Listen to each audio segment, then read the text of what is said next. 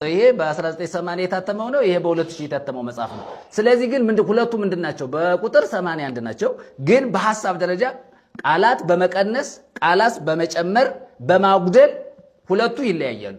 የሚገርመው ነገር ግን የኢትዮጵያ ኦርቶዶክስ ተዋሕዶ ቤተክርስቲያን ይህንን ትቀበላለች፣ ይህንን ደግሞ አጥፍታለች። አሁን እንግዲህ ቤተክርስቲያንን ስንሞግት ዝም ብለን አይደለም። እነዚህ መጽሐፍቶችን በምንመለከትበት ጊዜ ዋና መረጃችን ወይም ደግሞ ትክክለኛ ነው ብለን የምንበይንበት ወይም ደግሞ ትክክል ይሄኛው ነው ብለን ልንናገር የምንችለው 66 መጽሐፍ ቅዱስ ብቻ ነው። ስለዚህ በዚህ በመጽሐፍ ቅዱስ ላይ የተዋሸውን ውሸት ለመናገር ብዙ መረጃዎችን ወደ እናንተ እናቀርባለን እና አንደኛ በ66ቱ መጽሐፍ ቅዱስ የሌለ ስርዓት፣ ሕግ፣ ደንብ ከተፈጥሮ ውጪ የሆነ በ80 ያሉ መጽሐፍ ቅዱስ ላይ የተዋሸ ብዙ ነገር ማየት እንችላለን።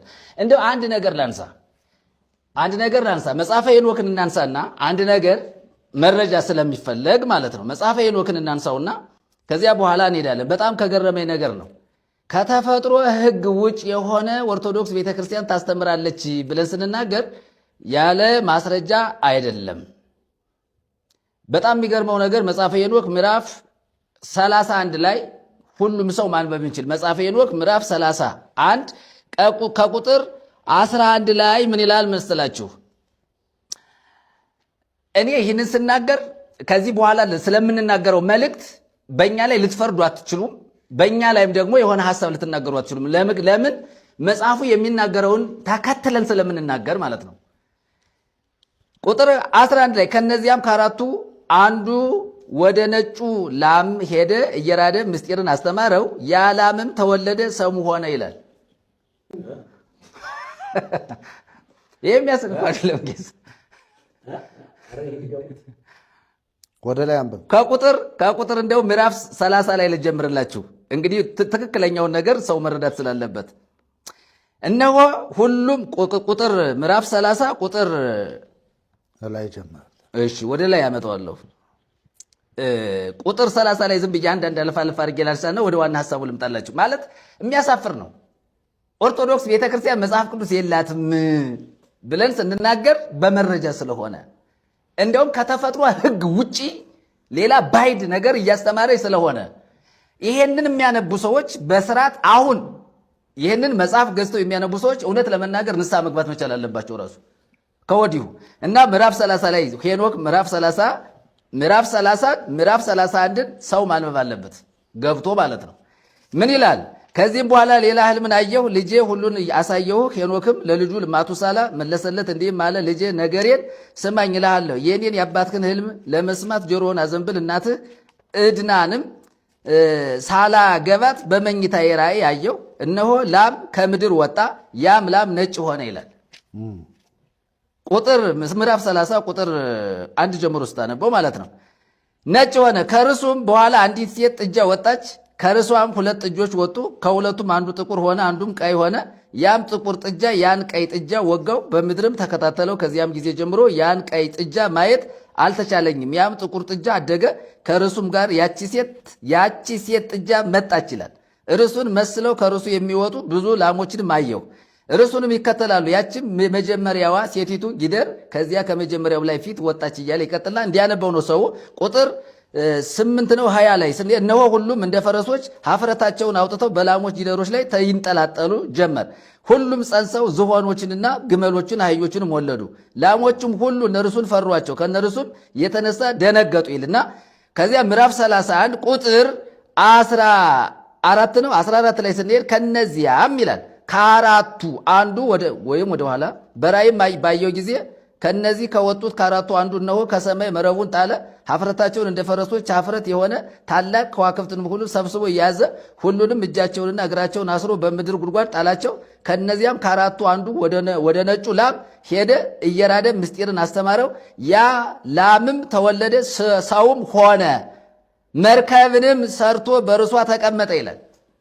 አሁን እዚህ ጋር የኦርቶዶክስ ቤተክርስቲያን ላም ሰው ሆነ ብላ የምታስተምር ማለት ነው። በአጭር ቃል ላም እንስሳ ሰው ሆነ በኦርቶዶክስ ትምህርት አለ። ይሄው በ80 ያሉ መጽሐፍ ቅዱስ ይሄ ደግሞ እንዴት ከዚያኛው ጋር እንደሚጋጭ በዚያችም ቀን ቅዱስ ሚካኤል ለቅዱስ ሩፋኤል እንዲህ ብሎ መለሰለት፣ የመንፈስ ኃይሉ ነጥቆ ወስዶኛል። የመንፈስ ኃይሉ ነጥቆ ወስዶኛል። ወዴት? እሺ ይቀጥል። ለአለቆች ቅጣት ስለተሰወረች ስለ ፍርድ ጭንቀት ያበሳጨኛል። ይሄኛው ደግሞ ሌላኛው ተቃራኒ ነው። ተቃረነ ከሰማንያ አንዱ ከዚህኛው። አዎ እርስ በርሱ ሁለቱ 80 አሐዱም ደግሞ ምን ይላል? ይቃረናል። ይሄኛው 80 አሐዱና ያኛው 80 አሐዱ የሚቃረን ነው። ያኛው ቀድሞ የነበረው በ80 የታተመውና በ1980 የታተመውና በ2000 የታተመው ደግሞ ሰፊ ልዩነት ነው ያለው። ሰፊ ልዩነት ግን ከቃሉ ሐሳባየ ነጥቆ ወሰደኛልና በዛ ደግሞ ቀጥሎ ለሩፋኤል ነው የሚለው። በጣም የገረመኝ ምንድናቸው? ራጉኤል ገብርኤል ማን ነው ዲያብሎስን ይበቀለው? እያሙት እኮ ነው። አሁን እግዚአብሔርን እያሙ ነው። ምን መላእክቱ ማንን እያሙ ነው? እግዚአብሔርን እያሙ። ሩፋኤልና ሚካኤል። ምክንያቱም የእግዚአብሔር መንፈስ ምን ካለው ካበሳጨው ለሩፋኤል እግዚአብሔርን እያማለት ነው። ግሩም እኮ በጣም እኮ ይገርማል እኮ። እና ወገኖቼ በጣም በጣም በጣም ራሳችሁን እንዲህ ካለ አደጋ ልትከላከሉ ያስፈልጋል። ከዚህ አደጋ ካልወጣችሁ እናንተ የዋሃን ምዕመናን፣ ምናልባትም አንዳንድ ምዕመናን እኔንም በግል ያገኛችሁኝ ደውላችሁ በስልክ ያዋራችሁኝ እዛ ውስጥ ያላችሁ ምዕመናን፣ ግራ የተጋባችሁ ምዕመናን፣ እውነቱ ይሄ በቤተ ክርስቲያን ውስጥ የተቀመጠው የቅዱሳን መጻሕፍት ብርዘት ይሄን ይመስላል። ስለዚህ እነዚህን መጻሕፍት እያነበባችሁ የምትከተሉትን ተከተሉ። ሚካኤልን የሚያበሳጭ አምላክ የለም። ሚካኤል የሚገዛለት እንጂ ሚካኤል የሚበሳጭበት አምላክ የለም። ሚካኤል የሚንበረከክለት እንጂ ሚካኤል እንደፈለገ የሚያማው እግዚአብሔር የለም። እግዚአብሔር መንፈስ ቅዱስ ስለሆነ ምንድን ነው እያሉን ያለ ብላችሁ ጠይቁ። ይህንን መጽሐፍ ነው ወስደው ከእነዚህ ዜና ቀጥለው ያስቀመጡት መጽሐፍ። ይህን መጽሐፍ ነው ሄኖክ የኢትዮጵያ መጽሐፍ ምናምን እየተባለ ታሪኩ ያልተጠና ከየት እንደመጣ የማይታወቅን መጽሐፍ አምጥቶ እንደ ቅዱስ መጽሐፍ አድርጎ በየመድረኩ የሚቀባጥሩላችሁ ከአውደ ነገሥት ገላጮች ጋር የሚስማማ መጽሐፍ ነው። እኔ መጽሐፉን ነው እያልኩ ያለ የራስህ ጉዳይ ተሸክመው ለምን አትለው? ለየዋሁ ምዕመን ግን ገልጥለታለሁ። እግዚአብሔር ይባረክ። ስለዚህ ይሄም ትልቅ ስህተት ነው ለማለት ነው። ዲያብሎስ ለአዳም አልሰግድ ብሎ መውደቁን እስኪ እሱንም ደግሞ ክፍሉን እናየዋለን ማለት ነው። ቀጥሎ ያለው ደግሞ እንዲህ እኮ እንደሆነ እኔ እንዲያው በጣም የሚገርመኝ እንደ ቅድም ብለነዋል። ይሄ ሚካኤል ለሩፋኤል ነገረው የሚለው እግዚአብሔር በእውነት የሚታማ አምላክ ነው። ሐመይዎ ለእግዚአብሔር ይክልኑ ሰሪዐ ማዕድ እና ይህንን አሁን ደግሞ መላእክት አሙት ይላል። ሚካኤልና ሩፋኤል ተነጋገሩበት በመንፈስ ቅዱስ ጉዳይ። አበሳጨኝ፣ አስቆጣኝ እያለ ሚካኤል ለሩፋኤል አያችሁ እንዴት አድርገው። አሁን እኮ የሩፋኤል ታሪክ ከዚሁ መጽሐፍ ላይ ብናየው ጉድ እኮ ነው። ሩፋኤል ማን ነው የሚለውን ሁሉ ምናየውን ማየታችን አይቀሬ ጉዳይ ነው። እግዚአብሔር አምላካችን በእውነት ለሕዝባችን ይህንን ትምህርት አይቶ ወደ ትክክለኛ ወደ እግዚአብሔር ቃል የሚዞሩበትን ልቦና ይስጥልን። ሔዋን የተፈጠረችው እግዚአብሔርም አንዲት አጥንት ከጎኑ ወሰደ፣ የወሰዳትን አጥንት ሴት አድርጎ ሰራት ይላል እንጂ እንፍጠር ብሎ የተናገረ እንኳ እግዚአብሔር ማንን ነው?